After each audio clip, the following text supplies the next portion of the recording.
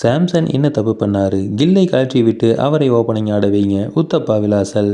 தென்னாப்பிரிக்காவுக்கு எதிரான முதல் T20 போட்டியில் வென்ற இந்தியா இரண்டாவது போட்டியில் தோல்வியை சந்தித்தது. அந்த தோல்விக்கு துணை captain Shubman Gill golden duck out ஆனது முக்கிய காரணமாக அமைந்தது. முன்னதாக 2023 காலகட்டங்களில் இந்தியாவுக்காக T20 கிரிக்கெட்டில் விளையாடிய கில் தொடர்ச்சியாக அதிரடியாக பெரிய ரன்கள் குவிக்க தடுமாறினார். அதனால் அவரை கழற்றிவிட்ட இந்திய அணி அபிஷேக் சர்மா, சஞ்சு சாம்சனை புதிய ஓப்பனிங் ஜோடியாக உருவாக்கியது. அந்த வாய்ப்பில் 3 சதங்கள் அடித்த சஞ்சு சாம்சன் சாதனைகளை படைத்து இந்தியாவின் வெற்றிக்கு பங்காற்றினார். அதனால் இந்திய அணியின் நிலையான இடத்தை பிடித்த அவரிடம் 21 முறை டக் அவுட் ஆகாதவரை தொடர்ந்து வாய்ப்பளிப்போம் என்று பயிற்சியாளர் கௌதம் கம்பீர் வாக்குறுதி கொடுத்தார். அந்த நிலையில் திடீரென சுமன் கில்லை துணை கேப்டனாக தேர்ந்தெடுத்த கம்பீர் ஓப்பனிங் விளையாடும் வாய்ப்பு கொடுத்தார். அந்த வாய்ப்பில் இதுவரை சுமன் கில் சுமாராகவே விளையாடி வருகிறார்.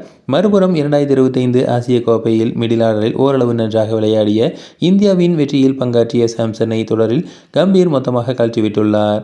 இந்த நிலையில் எந்த தவறும் செய்யாத சாம்சனை சொதப்பும் கில்லுக்கு பதிலாக ஓப்பனிங் விளையாட வைக்க வேண்டும் என்று ராபின் உத்தப்பா கேட்டுக்கொண்டுள்ளார். இது பற்றி கௌதம் கம்பீரை அவர் விமர்சித்து பேசும்போது, அபிஷேக் சர்மா சஞ்சு சாம்சன் ஜோடியை மாற்றும் அளவுக்கு என்ன தவறு செய்தார்கள் என்ற கேள்வியை நான் கேட்கிறேன் என கேள்வி எழுப்பியுள்ளார். சாம்சனுக்கு முன் கில் T20 அணியில் இருந்தார் என்று சூரியகுமார் செய்தியாளர் சந்திப்பில் சொன்னதை என்னால் புரிந்து கொள்ள முடிகிறது. ஆனால் சாம்சன் வாய்ப்பை பெற்றபோது 3 சதங்கள் அடித்தார். அதன் பின்பே அபிஷேக் சர்மா, திலக் வர்மா ஆகியோரும் சதங்களை அடித்தார்கள்.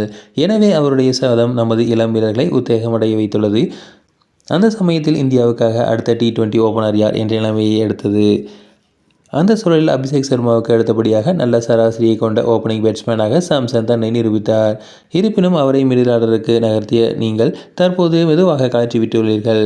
சாம்சன் என்ன தவறு செய்தார் என்பது என்னுடைய கேள்வி. தற்சமயத்தில் துணை கேப்டனாக இருந்தாலும் கில்லுக்கு எதுவும் வேலை செய்யாததால் அழுத்தத்திற்குள் இருக்கிறார். எனவே பெரிதாக எந்த தவறும் செய்யாத சாம்சனுக்கு வாய்ப்பளிக்க வேண்டும் என கூறியுள்ளார்.